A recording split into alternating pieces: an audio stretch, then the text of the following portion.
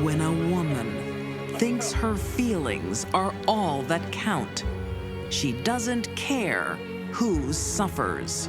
There's always somebody out there that wants to hurt someone. You like that? A rowdy teen turns into a callous thug. There is no other way to describe this but as a hate crime. A mother doesn't care about other people's children. She distracted him and then hit him over the head with a hammer. And a young woman wants to be her friend, literally. It was an attempt to turn fantasy into reality. These deadly women killed people who did them no harm. They are heartless souls.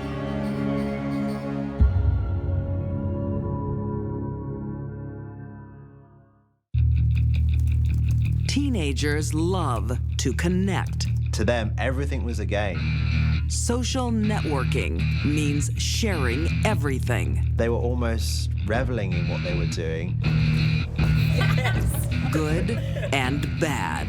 It didn't seem to register that actually they were killing someone. London, 2008. There's trouble brewing in a middle-class suburb of England's capital city. Oh, God, stop! Ruby Thomas is only 16, but is living like an adult. She had ectopic pregnancy. She was a binge drinker, and it wasn't a great way to start your teenage years.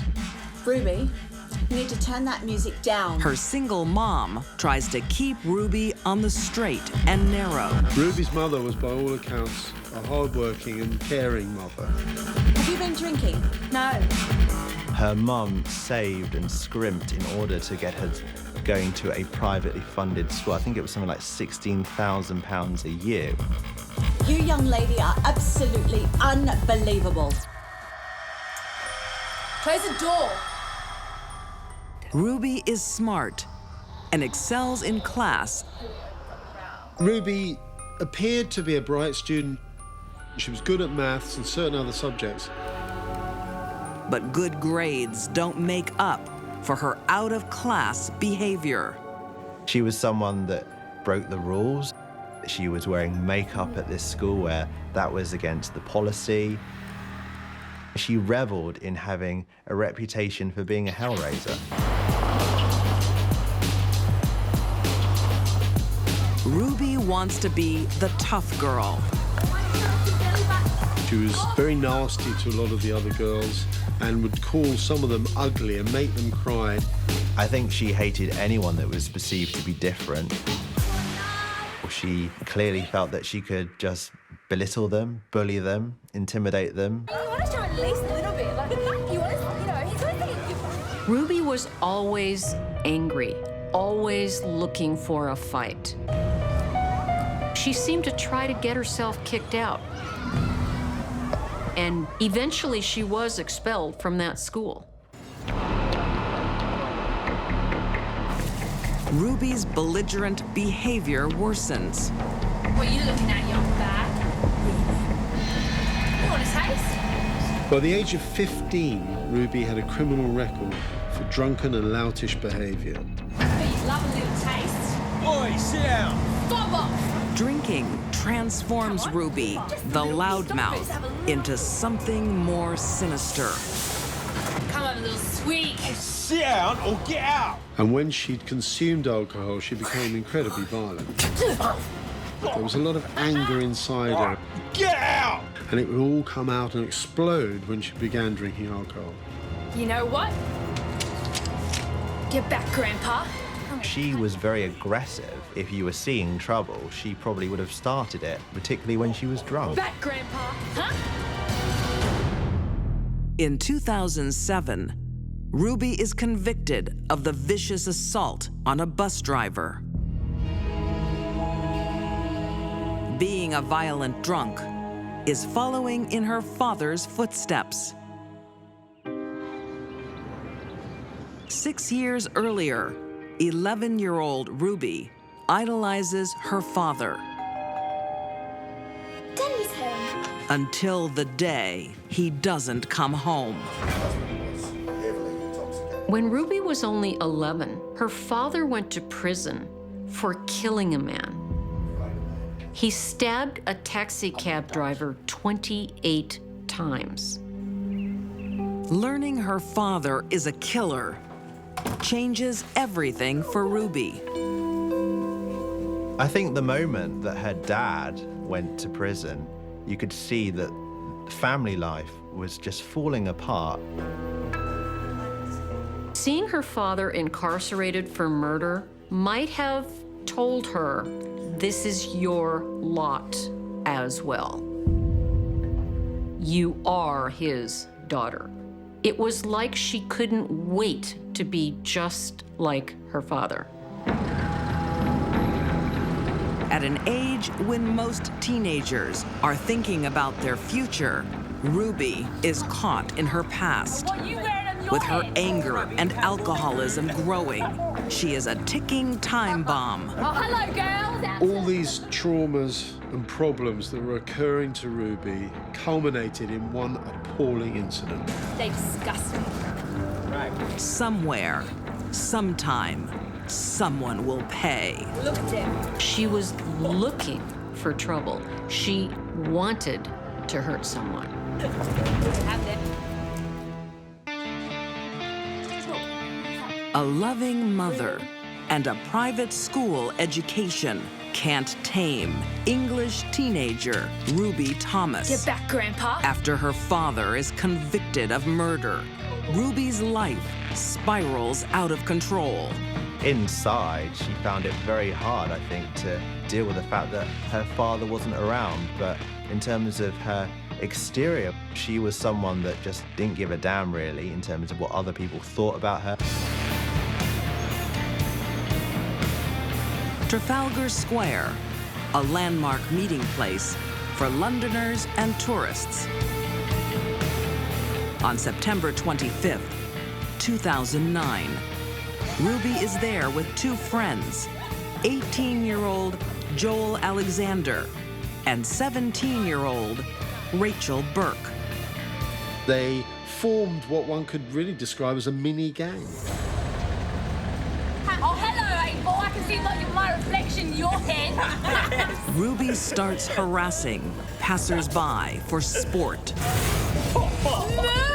Hello, farm animal. I don't know whether she was proving something to her friends or proving something to herself. You wear it on your head. Nevertheless, that night, someone was going to get hurt really bad. Have them. Also out on the town is 62-year-old Ian Bonham. I really thought I'd lost it. Don't be silly. When they didn't call. Ian was gay, and openly so.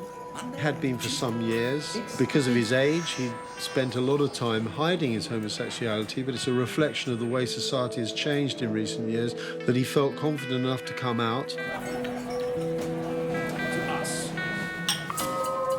Ian is a strong advocate for equal rights.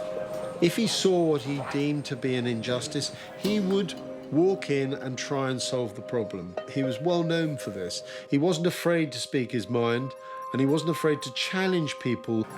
So where are we going to go on holiday? How about Bangor? But Ian's gay pride isn't welcome tonight.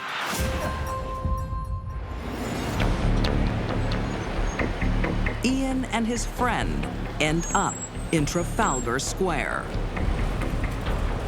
Minding their own business, when suddenly Ruby shouts expletives at them after she sees them holding hands. Faggots. Ian is outraged by Ruby's homophobic comments Disgusting. and challenges her, quite rightly, to find out why she feels so much anger towards him. Oh, you didn't like that, huh? Oh, you're not happy? Ian had no idea who he was dealing with. Ruby was ready to explode, ready to let it go. And Ian, in her mind, provided her with that opportunity. He stood up to her, so he would have to pay. Where's your girlfriend? Huh? Vicious verbal altercation followed between Ruby and Ian. And when that ended, Ruby then slashed out at him with her handbag. Her friend quickly joins in. Punch which Joel Alexander threw at Ian just knocked him to the ground, and blood started pouring out of his head. Ian is immediately unconscious. But the teens don't walk away. They sink the boot into their defenseless victim. You see the crate?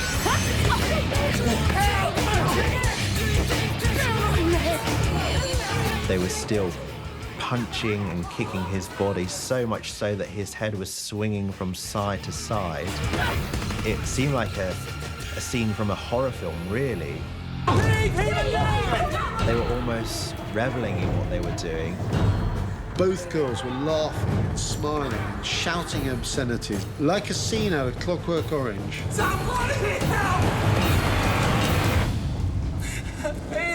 They are fatal blows.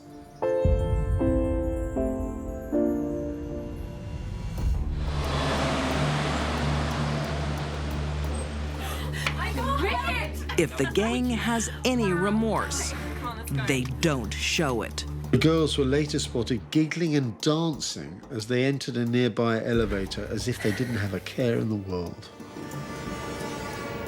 To them, everything was a game. Attacking someone, causing them to have fatal injuries, it was just something that they would do, and they didn't even seem to register how far they had gone. Their brazen attack in a landmark tourist attraction means there are witnesses.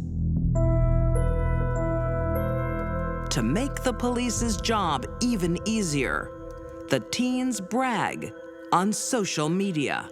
One of their friends actually went to the police to tell them about what they had done. Despite their pleas of innocence, the evidence against them is overwhelming. In January 2011, Rachel Burke, guilty of assault, sentenced to 2 years. Joel Alexander, who threw the punch, guilty of manslaughter, and sentenced to 6 years. Ringleader Ruby Thomas, guilty of manslaughter, and sentenced to 7 years. Her charge officially labeled a hate crime. There is no other way to describe this but as a hate crime. These two men were attacked viciously because they were gay. But homophobia isn't Ruby's real problem. Anger and alcohol are, just like her daddy. Make no mistake about it, Ruby is a violent psychopath. Ian had no idea he was dealing with a ticking time bomb. This is really a cautionary tale. You never know what's going on in the head and the heart of a stranger on the corner. Be cautious.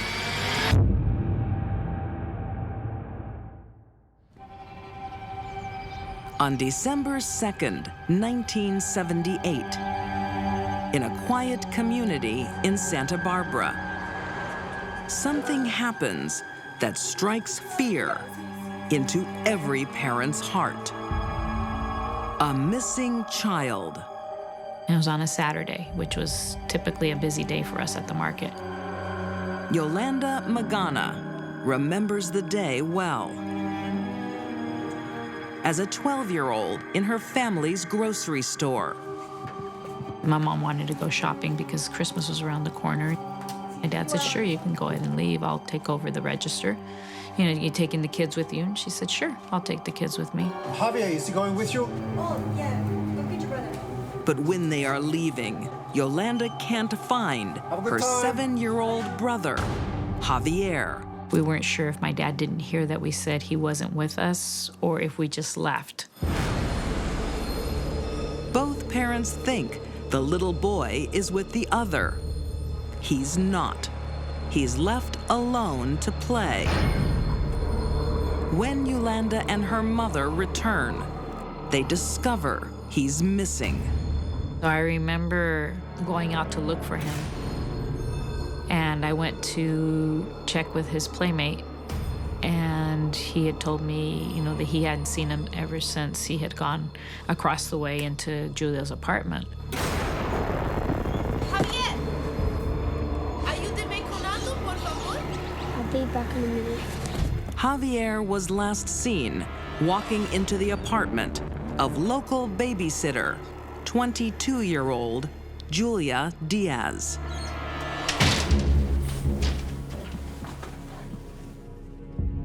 A new but trusted member of the community.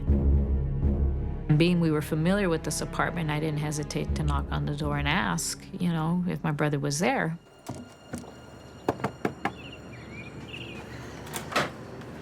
Hi, Julia. Have you seen Javier? No. Can I look around? He likes to hide. Javier isn't there. But Yolanda recalls something strange about Julia's behavior. She's just gotten out of the shower, and she's looking at me through the bathroom mirror. Her hair is up in a towel. I can't find him anywhere. My mom is just so worried about him. I tell him to go home if I see. I turned around to walk away, and she walked up behind me and put her hand on me, saying, you know, well, wait a minute, don't leave. Don't leave. Yolanda is much closer to her brother than she thinks.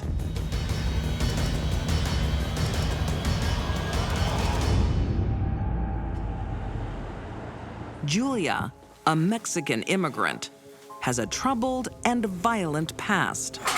She, like many other immigrants that come to California, was trying to make money and send money home and support her family. She had a child who was left back in Mexico with her mother to raise, which is not terribly uncommon. Making money is not easy. Her first job as a hotel chambermaid doesn't last. What is taking you so long? No English. You're smoking. You... Don't you dare push me! She's fired for a vicious temper. You're fired. And she had a physical altercation with a coworker, pulled some scissors out. In Santa Barbara, she lands some work babysitting. Hola, everything okay? Yes. Okay. Would you be able to babysit my children? The migrant community reaches out and welcomes her. But they have no idea who they are dealing with. I'll only be a couple of hours. It's okay? Her young life was very spotty. She was in some trouble. She had some mental health issues. She was committed somewhere around the age of 14 or 15 years old. No one suspects Julia is anything but a quiet neighbor, someone else to look out for the kids. Next door to the market, there was a duplex, and she lived in the rear apartment of the duplex. We were the only kids in the neighborhood besides another family, so there was 4 of us that would run around together. And the neighbors always kept an eye on us. When Julia watches the children, she's not looking out for them. She's plotting. 5 days before Javier goes missing, Julia is behind an unthinkable act. This was a very cowardly and terrible act that she performed. The little girl did not see who hit her. In the following days, Julia pretends to find letters that threaten the girl's family. What is it? Julia Diaz, in her mind at the time, thought that she could extort money from the family.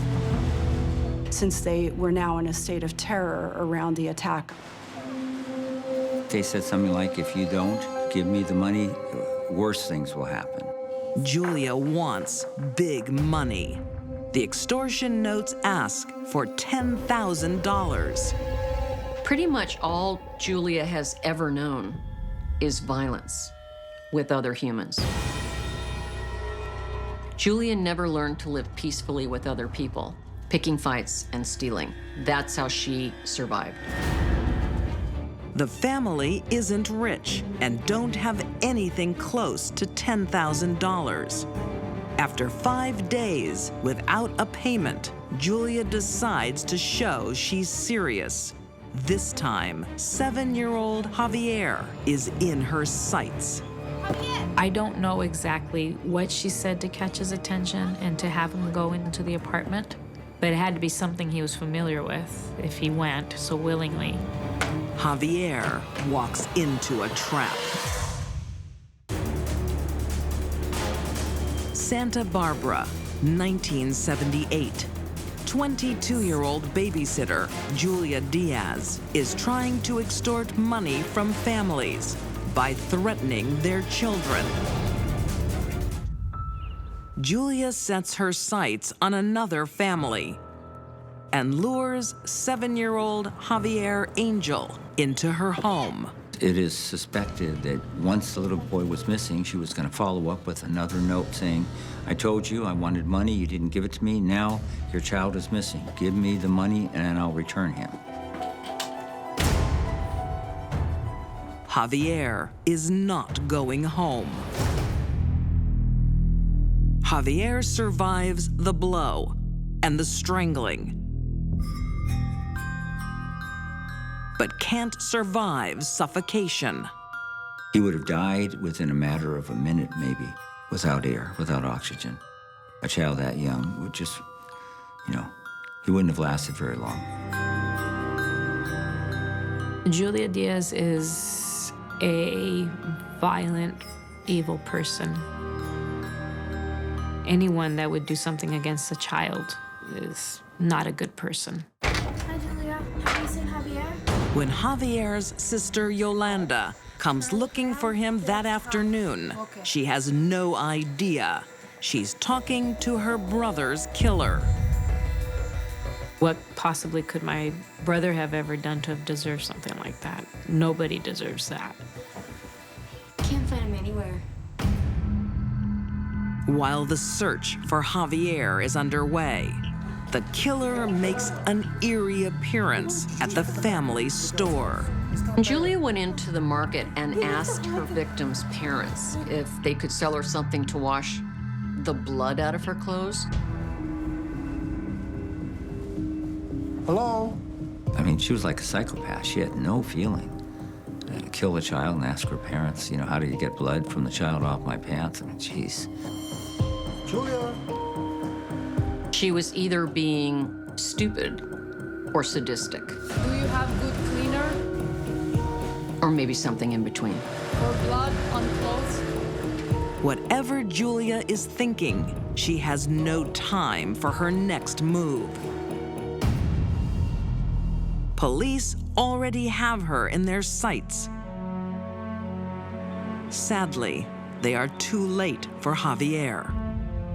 Well, the unfortunate thing about this case is she was suspected as the person who had sent the notes, and the police were going to arrest her in the early afternoon before the homicide. Unfortunately, they were called out on a stakeout. Had they not been on the stakeout, they would have taken her in earlier and this homicide wouldn't have occurred. So, who wrote the letters? Once in custody, Didn't know who write it. Julia inadvertently gives herself away. Was it you, Julie? No!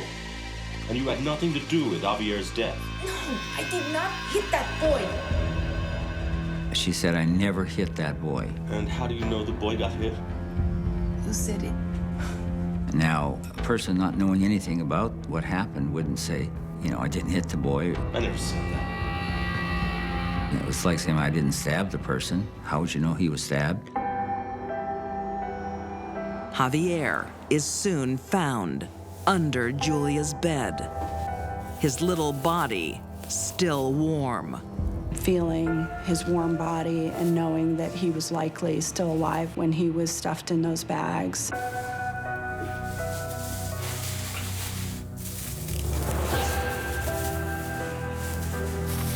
He had been found with pieces of her hair in his hands, which would suggest that he did try to ward her off, fight her off, and was defensive in the attack. Yolanda remembers the day she learns the horrible truth. As I walked down the main aisle of the market, I could hear my mom and dad, but I could hear them like wailing and crying. I looked at everyone and I said, you know, where's my brother at? And I go, it seems like, you know, he's been found. And no one would say anything. In July 1979, Julia Diaz is convicted of first-degree murder. She is sentenced to life in prison. In 2011, Julia is denied parole for another 15 years. I will do everything I can to keep her in prison until the day she dies. And I will make sure this gets taken care of until the day I die. How could someone that's a mother herself have done something to a little boy that was almost the same age as hers? No one's ever been able to figure her out. Julia's intentions remain a mystery, but money seems to be her primary motive. Maybe she felt she deserved better than she had in life, and maybe monetarily she could get that, but why take it out on 2 children? The most important thing in Julia's life is Julia. She feels nothing for what she did to that little boy. I don't think any children were safe when Julia was around. End of story.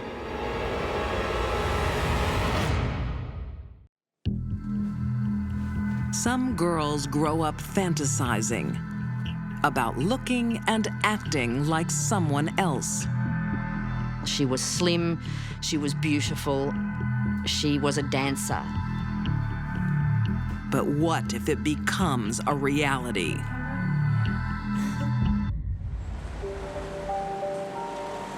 In Melbourne, Australia, during the 1990s, 19-year-old Caroline Reed Robertson is suffering from low self-esteem. Although teenage angst isn't uncommon, for Caroline, it proves a huge burden. She had been sad and lonely and miserable most of her life. What are you licking your nose for? At times, she wishes she had never been born. Why didn't you just abort me? Caroline? What is wrong with you? It seems that she really hated herself, everything about herself. She described herself as being ugly and fat and a misfit, and hated and lonely, and no friends. Deeply unhappy, Caroline fills diaries with self-loathing. It's not unusual for teenage girls to doodle, to make lists about themselves, what they want in life.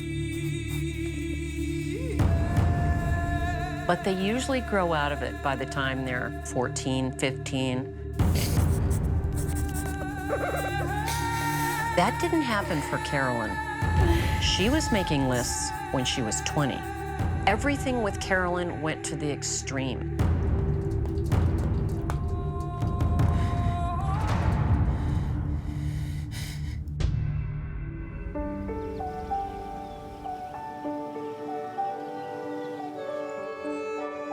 But life takes a fresh turn when the Barber family moves in next door.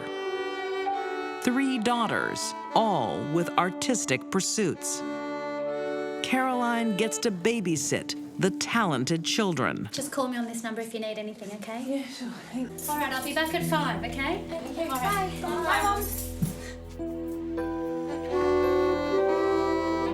To an outsider like Caroline, this loving, creative, beautiful family was, to all intents and purposes, the perfect family. Did you want to give it a go? Come on. All right. Caroline takes a special interest in 13-year-old promising ballet dancer, Rachel. She became, for some strange reason, obsessed with Rachel. That's it. That's really good. So now you pop your left one just over there. Good. Can you be my best friend? Sure. Yeah. Okay, all right. As if they were best friends, but they weren't. She was simply Rachel's babysitter. We'll do it another time. All right.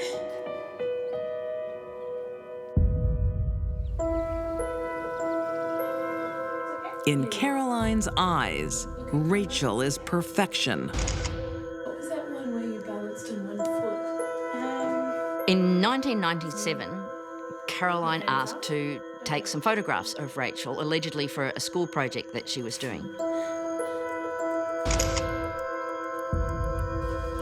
It wasn't a school assignment. It was about Caroline feeding her obsession about Rachel.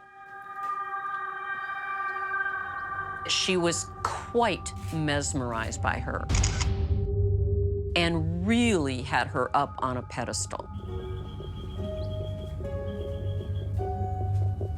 Rachel could do nothing wrong and be nothing wrong.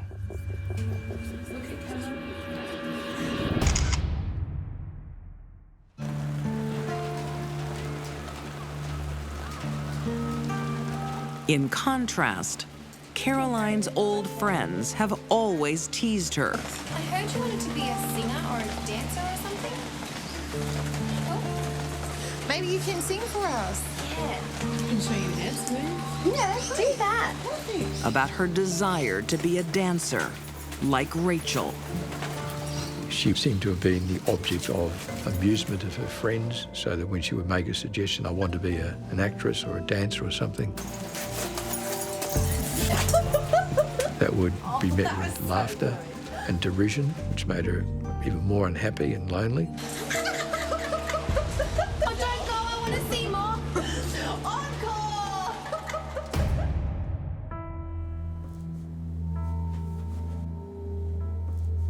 Caroline wants to leave her old world and live in a new one. Rachel's world. She was, in a nutshell, everything that Caroline wished that she was herself. She certainly became fixated on Rachel, and at some point of time, interest became something more than that. Most of her waking hours were devoted to thinking about Rachel. For 2 years, Caroline's fixation grows. One thing that Caroline did was apply for Rachel's birth certificate, a thing that's usually done if you plan to assume someone's identity. She doesn't just want to be like Rachel. Caroline plans to be Rachel. She really wanted to morph into Rachel. She wanted a do-over.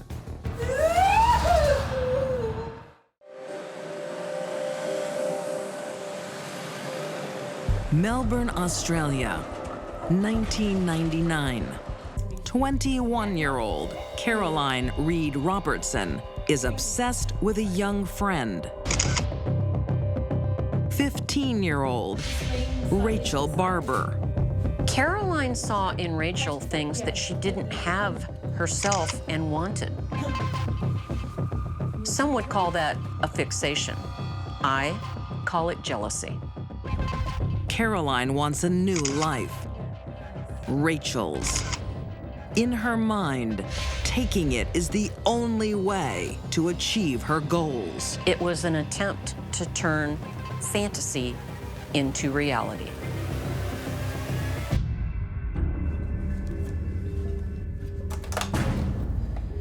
Her plan is simple. As a trusted family friend, Caroline has no trouble coercing the teenager Hello? into a trap.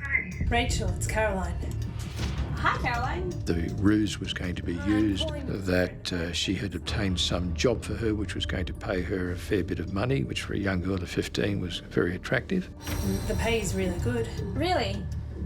Yeah, that sounds great. Caroline asks her to keep it a secret from her parents Come to my place tomorrow night. Well, I'll come after dance. and invites Rachel to her apartment Okay, thanks. to meet her new employer. Thank you, bye. I've got no doubt at all that Rachel had no idea what was coming.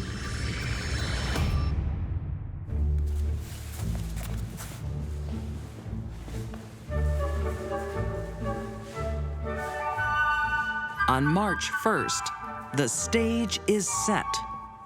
At school, Rachel is excited. Rachel was boasting to a couple of her friends at dance class. You know those shoes I've been looking at? Yeah, the $100 ones. Think you can be able to afford them? How? That she had scored some kind of opportunity to make a lot of money. What kind of job? I can't talk about it, I'm sorry. Why not? Don't worry, I'll tell you later. Rachel makes her way to what she thinks is a golden opportunity. She was a sensible, grown-up 15-year-old. Her parents allowed her to travel on train. They trusted her to be responsible, to be sensible, and in turn, she was exactly that sort of person. But Caroline's house is the most dangerous place Rachel can be. Went back to the apartment. We know that Caroline bought some food, some pizza. A friend, a trusted person, an older person, inviting her to something fairly innocuous. Caroline methodically follows her plan. That's how long Caroline tightened the cord on Rachel's neck. Caroline wants to be born again as the new Rachel. But it's a plan that was never going to work. The most shocking part of the crime surrounds its utter futility. The notion that she could assume a new identity after carrying out such a murder is ludicrous. There was no way that Caroline was ever going to look like Rachel.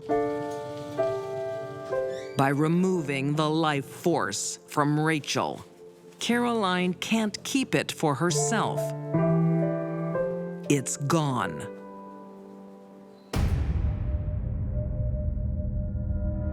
There's obviously some little glitch in Caroline's mind that just didn't think the logic of it through to its natural ending.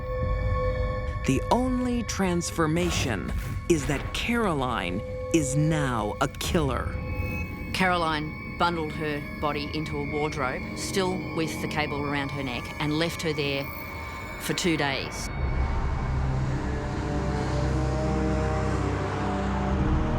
At some time, Caroline wrapped Rachel's body in some blankets from her own flat, bundled them into a vehicle, and drove them to her father's property, where she buried Rachel in a shallow grave. But her secret doesn't last very long. Caroline is the last person seen with Rachel and is top of the police's interview list. She is surprisingly frank. Caroline admitted to what she had done and told police where she had buried the body. Caroline Reed Robertson is convicted of murder on November 29th, 2000. She received a sentence of 20 years in jail. The judge ordered that she serve a minimum of 14.5 years before being eligible to be considered for parole.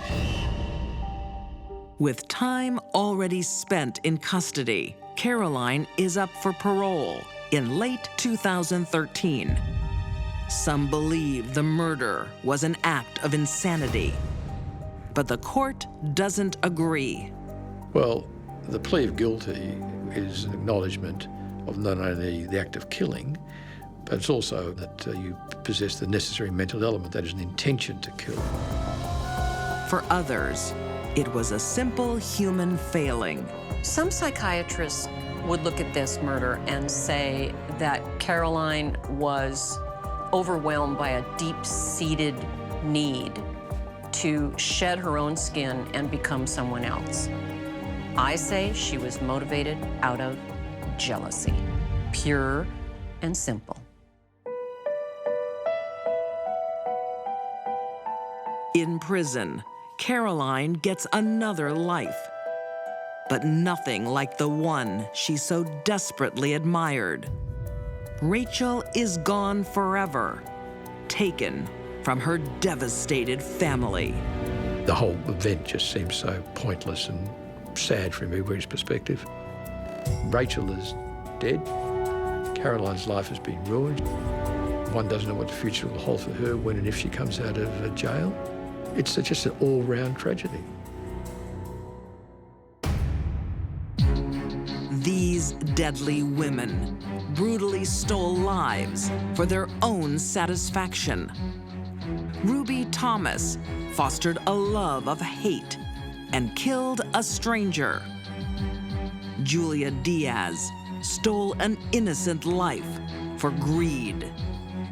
And Caroline Reed Robertson thought murder would make her a new person.